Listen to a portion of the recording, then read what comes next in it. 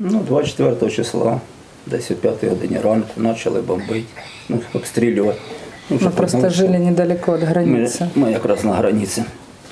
У нас від нашого поселка до Белгорода, до російського, 60 кілометрів. Филипенко Алина Викторовна, 34 года, Харьков. Сірий Віктор Іванович, 60 років, місто Харків. У нас рядом завод «Комунар», рядом Харківський авіаційний завод. Там злітно-посадочна полоса, почало це все взривати градами. І от ми вже побачили, що вже все, терпіти нічого. В дом прилетіло, там рядом дом, 9-поверхівка, прилетіло на 3-й поверх, на 9-й поверх, повибивало там усе. Тоже окна, тут фотографировала цветочки. Повырывала окна и двери, где-то рядом снаряд прилетел, там, где я работала. Вот. Это в лекарне? Да. Ну, двери уже не фотографировали. Вот рядом с домом прилетел снаряд. Это у него рост 1,80 м, даже может больше. Вот это вот такая. Это поруч с вашим домом? Рядом, да, дом рядом. Такая вот воронка осталась. Сейчас. Миша, мне где-то еще было 6. Вот рядом здание, которое стали. Это вот на 3-й этаж прилетело. Это мы еще там были. Прилетело. Ну да, 9-й дом, наверное. Там магазины у нас были возле моей работы тоже. Вот.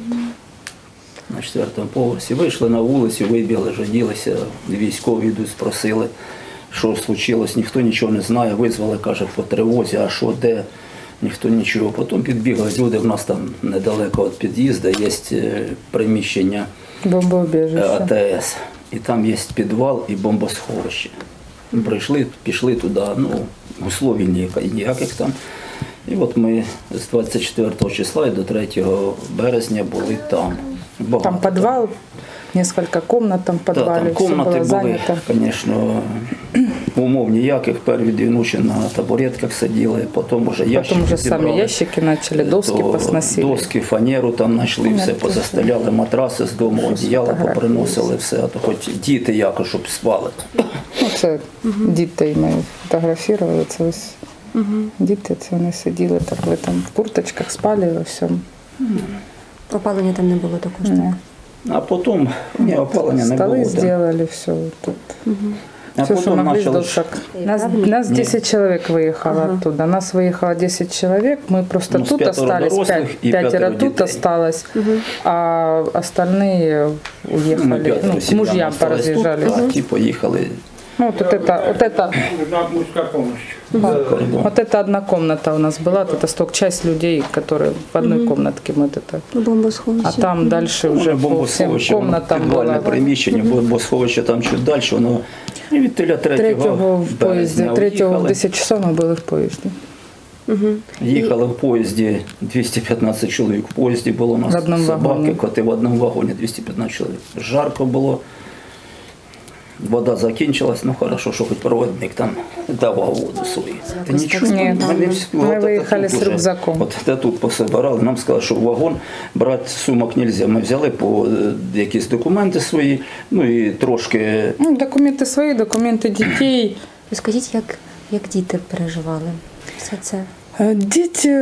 Дети переживали не сильно, они почти не выходили оттуда. Не то, что даже, а вообще. Я медсестра в онкоцентре, в Харьковском онкоцентре медсестрой работаю. У меня остался рабочий телефон, потому что я первые 2 дня еще бегала на работу. И последний раз, когда рядом прилетела, я с телефоном убежала в убежище. Таке питання. Як вам допомагає це місце? Яку підтримку надає?